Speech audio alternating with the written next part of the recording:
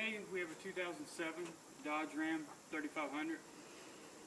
We're having a problem with the wiring in the door harness, mainly the back doors.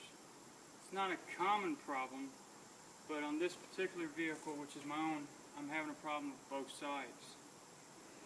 The telltale issue in the beginning was when I opened up the back doors, the interior lights didn't come on.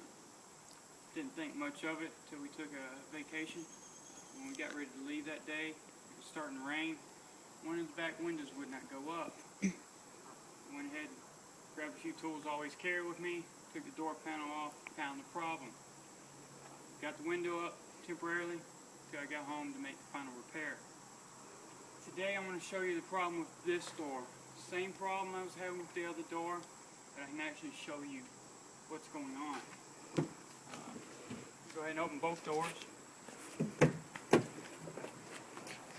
The Jeeps, the Grand Cherokees used to have a problem with this, and I made a video on that as well before. It's not common on the truck, but I'll go ahead and show you step by step how to verify what the problem is.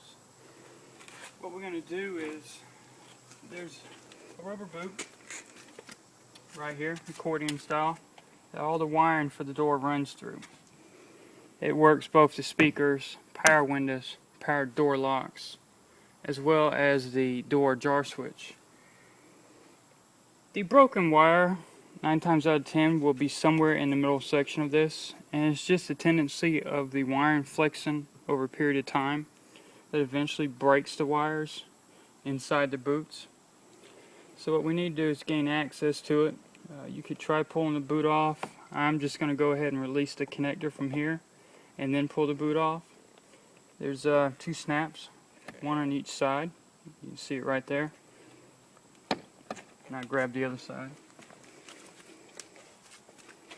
Now the connector's released. Now I can pull the boot off fairly easily. It's a matter of peeling it back and pushing it down.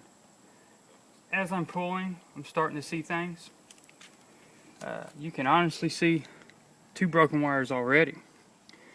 And as you can see, there are numerous other wires with problems. We've got this one that's starting to bend sharply, which means that the strands inside are broke and the wires are barely touching. Same with that one. As well as this one, you can actually see the insulation's broke already. So there's a problem that's going to start getting worse. Probably end up either losing the door speaker, which isn't a big issue, or losing the power windows, which could be an issue if the window's down and you're getting ready to rain. Now, to repair it, there's a couple options. You can go and just solder the wires together, but one problem you'll have is when you solder a section of wiring, that section of wiring becomes stiff, doesn't want to move anymore because of the lead. And the joint where the wire, flexible wire goes to as it moves over a period of time, right where the solder stops, can have a tendency to want it to move just like this to where it finally breaks again. It may take a year, 2 years or more before it happens. So just keep that in mind on the type of repair you're doing, if it's going to be short term or long term. I'm lucky enough where I work that I've replaced a lot of different harnesses on cars for different reasons, and I never throw them away. So I can pull this connector apart, look at the terminal, and find a like terminal I've already got set aside. And what I would do is replace the wire from here to inside the door where it no longer moves. So I've got a whole new wire from the flexible portion to where it's stationary inside the door panel. Like you already see, I'm going to do that with approximately 6 wires. To do that, I'd end up taking the door panel off, take the wiring harness off, go to a workbench, take my time, replace all 6 wires up to about 10 inches. Reinstall it, and I should be good to go. The type of repair you do is up to you. Some people use the plastic crimps. I don't recommend them. They will break over time, and you're back to the same situation. Plus, you're limited on the amount of space you have inside this boot.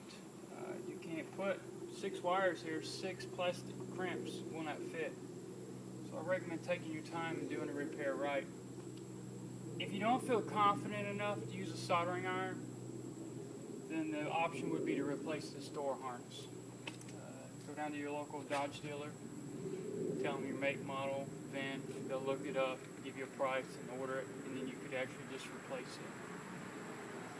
It's all up to you, what you feel confident being able to do. Or if anything, this is a means for you to diagnose your own problem, take it somewhere and pay someone else just to fix it. You've already diagnosed it, so you save money there. So there's the problem with that. Simple problem, somewhat simple solution. Stay tuned for more videos. Thank you very much.